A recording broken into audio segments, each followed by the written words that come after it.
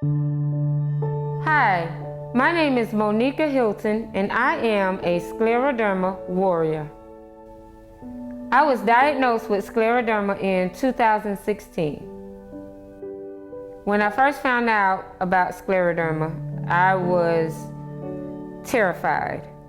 First thing the doctors told you in the beginning was don't look at the photos that you can Google on Wikipedia, or just, don't read too much into it until they figure out what your case is. So what did I do? Immediately, I looked at the photos. And I was terrified because many of the photos that they show you show a lot of the skin tightening, and many of the cases are on the face, and they show a lot of the curled fingers, curled toes, and it was terrifying. Now I've educated myself to know a lot about scleroderma. I tell everybody I'm something like a doctor. Y'all know that. I take about 4 different medications for my blood pressure. 5, actually. I have to wear a patch. I wear a clonidine patch. I also take a clonidine pill. I take losartan. Oh, it's a good blood pressure today, 139/82. Losartan, amlodipine, hydrochlorothiazide. All of those are for my blood pressure. The amlodipine is to help with the blood circulation for the Raynaud syndrome that I have, and that's when my fingers turn either white or blue or red when the blood is rushing back to my fingers. That's the painful part of it. So in the morning, I start out with the losartan and the hydrochlorothiazide pill daily. And they're already pre-opened, thanks to my darling daughter Zanaya, because it's difficult for me to open the bottles. I also take a metoprolol, that's it. I take a prednisone, and that helps with my inflammation. So I take a low dose of prednisone daily. When I am experiencing a lot of pain, I do take cyclobenzaprol, but not on a daily basis. The same thing with gabapentin. Now I am supposed to take gabapentin on a daily basis, 2 in the morning, 2 in the evening, but it would have me a zombie, so I choose not to take that. Instead, if I have a lot of pain, I do make canna butter, and that's my pain medication of choice. I have to take a meprazole for heartburn. I have chronic GERD, and so I take one of those in the morning and one of those in the evening. These are called mycophenolate, and that is used to slow down the progression of my symptoms from scleroderma. But I've educated myself tremendously about scleroderma and the 2 types of scleroderma and the types under those types of scleroderma. So it's really more than 2, but we'll go with that. I have what's called diffused scleroderma, and that kind of scleroderma is what attacks your skin. I have a lot of skin tightening on my fingers, which is causing the curl in my fingers. My arms, which causes my arms not to straighten. Also behind my knees, my ankles, and across my pelvic. The skin is very, very tight. Scleroderma has affected me mentally because I've always been a very independent person, outgoing, outspoken, ready to take on any task. And the difficult part is I am now dependent on so many things. My husband and my daughter, they help me with my daily task. And even when I think I got it, I really don't have it. I just don't like saying that I need so much help. I need help washing. I need help opening doors, bottles, jars, cooking. It's just so much that has changed, and it really has caused a mental switch, a change in my thought process, a change in my confidence, even my self-esteem. It has changed so much. However, I decided that I'm not going to allow scleroderma to beat me, because it had me for a minute, really.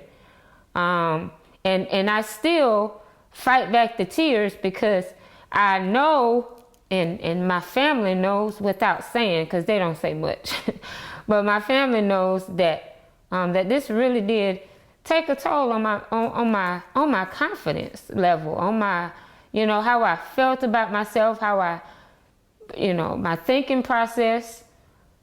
And that's real tough, because I've never wanted to be viewed as a weak person or somebody that depends on somebody. Many of the reasons I decided to speak out about scleroderma and my journey with scleroderma is because I wanted to get my confidence back. 4 years ago, I was 252 pounds. And I was so fly. Don't get me wrong, I was so fly. But I decided to have the gastric sleeve done. Shortly after I had the surgery, I started experiencing the numbing and the tingling more. Because I had done that, I had experienced that before with me catering and baking cakes and cooking for so many years using my hands. And prior to that, I was a cosmetologist. So I had experienced, like my fingers would feel like they were jammed, like I had to pull them apart, or the numbing and the tingling, but I didn't see scleroderma coming. The worst of the things you can't even see, because scleroderma can attack your organs. Heart failure, lung failure, liver failure. I mean, it can attack everything, even though, my skin is my largest organ, and right now it's affecting my skin. I don't have any organ involvement, and I'm so grateful for that, and grateful for the opportunity to be able to walk around without an oxygen tank and be able to still, give information about what scleroderma is, because so many people don't know what it is. And prior to me getting this, being diagnosed, I never heard of scleroderma before. So I'm always honored to be able to speak to somebody and share my story and be able to perhaps get somebody else over the hump that's experiencing self-esteem issues, low confidence, not happy about. Some people ain't happy about life, honey, but I ain't trying to take my life. There are many people on the scleroderma Facebook page that talk about wanting to end their life, not want to live this way. And I'm giving what God give me, and I want to continue to spread the word.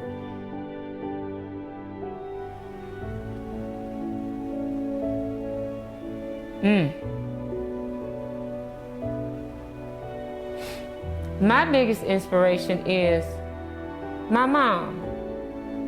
Even though I did not learn how to cook from Mama. There's so many things that she did not teach me, but she taught me strength and courage.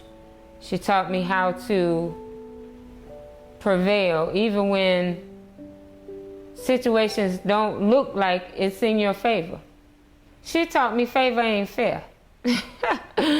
She taught me so much through saying so little, just her actions and how she took care of me and my brothers, and even brought in cousins from her sisters, her nieces. Like, you know, mama always was there to help other people, and she just taught me strength, even in the things that we didn't have. And as a kid, just coming up, I didn't think that certain things was beneficial, but some of those things I was able to turn around and use it in a positive light. And so, you know, my mama she was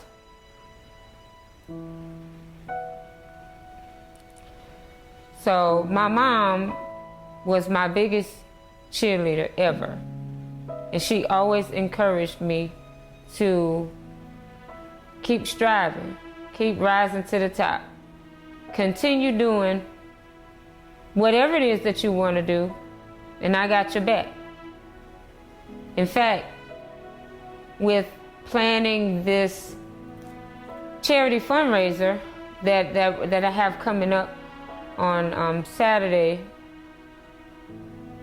I wasn't going to do a dinner party. I wasn't going to do anything but just shed light on Scleroderma Awareness Month by posting information and pictures in teal and stuff like that.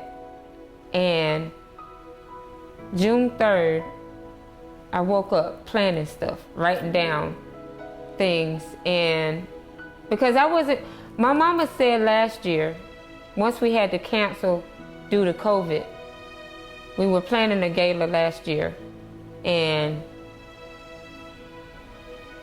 in January, she paid me her $400. That's what a table was gonna cost. When we canceled in June, I was like, oh yeah, Ma, I gotta give you your money back. She said, keep it for next year. So when I woke up June 3rd, just planning, that came to me immediately. I told you to keep it for next year, and it's next year. You're gonna do this dinner party. That's what I got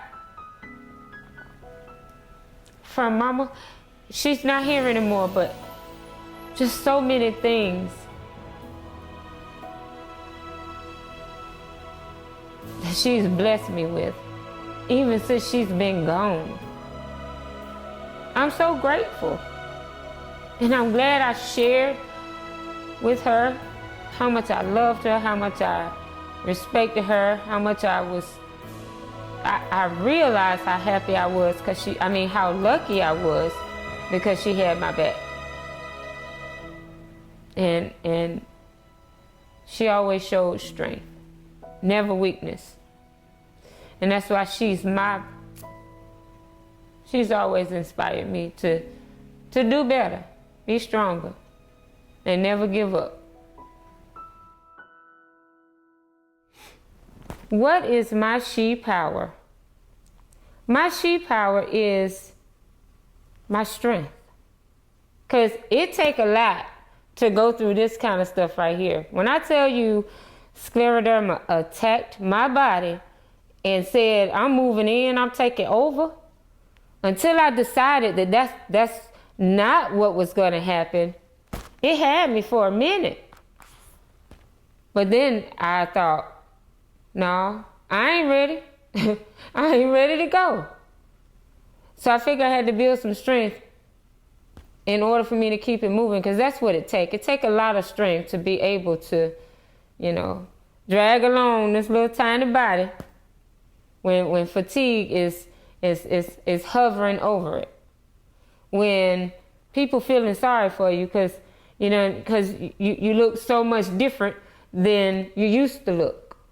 When, people talking about you because they don't know what's going on. It takes a lot of strength for that. So my she power is definitely strength to keep on pressing on. This is a Beat Addicts beat. I stand tall. I won't fall. I'm a champion. I'm in like beat.